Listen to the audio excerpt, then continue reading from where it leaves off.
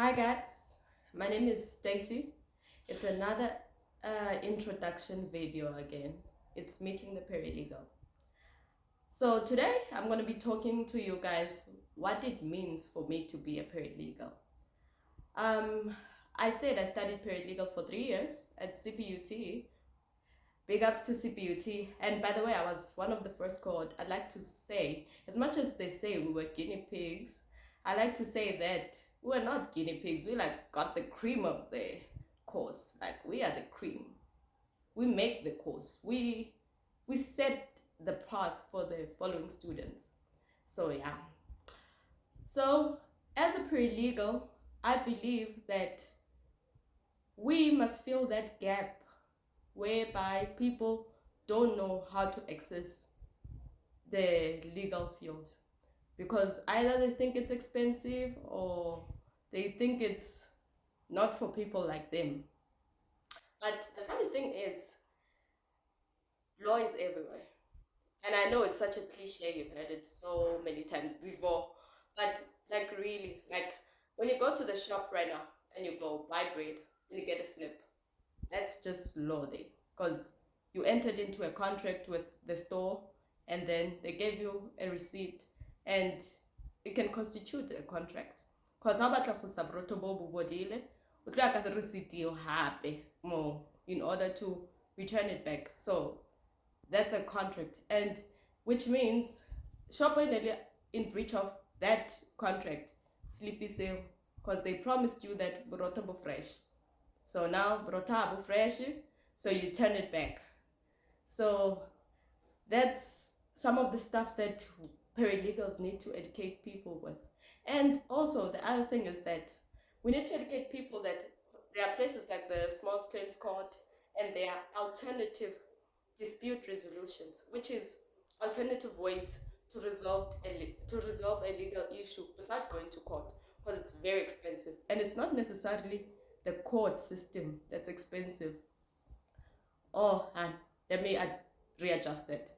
Let me say it's tedious, the court system, because there's go there, come back, go there, and then you must go back and forth with documents, and that's what's costly. And then if you've got a team of like 3 counselors, those counselors have got maybe, let me say, if it's an attorney, they've got an advocate under them. They've got an advocate and then not an attorney.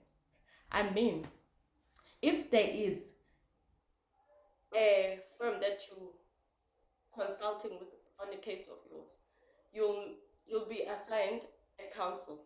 Under the counsel, they'll give you probably an advocate, an attorney, and then the attorney needs to have paralegals because there's so many documents in a case. And the paralegals are the ones who actually interview you, take down your details and all of that. So at the end of the day, you end up paying probably 6 people and they've got their different salary brackets or whatever. So hence it becomes so expensive because there's a back and forth at court. So yeah, so the paralegals are the ones who are there to draft the document and to explain to you what is the consequences and the legal implications of documents that have been served to you or you want to serve to other people. That's the person you'll first meet at the firm when you go. So not to me, as a paralegal, I want to teach people that it's not a must to go to court. It's not a must when you've got a fender bender, go hire the top legal firm in SA. You've got a fender bender, go to the small claims court. It's going to be cheaper there and it's going to be less stringent and less strict, which means that you can speak for yourself. Like, especially if I grew up watching Judge Judy. I love Judge Judy sometimes. But yeah, I can say we don't use the same system in South Africa as America, Judge Judy. But I would say a small claims court is similar to that. Or Judge Judy, Judge Jerry, if you know the Judge Jerry show. But not the one where people dance on the pole, the other one. Yeah, he's Judge Jerry now. So that's the Small Claims Court. It's made for ordinary people. And businesses cannot put a claim in a Small Claims Court. That's how it's designed for everyone on the street. Only individuals can bring a case, whether it's against another individual or it's against a big company.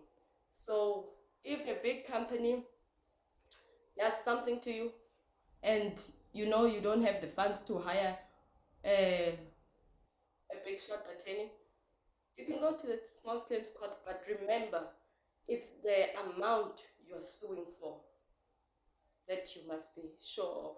It mustn't exceed 250,000 if it's a claim to fit in the Small Claims Court.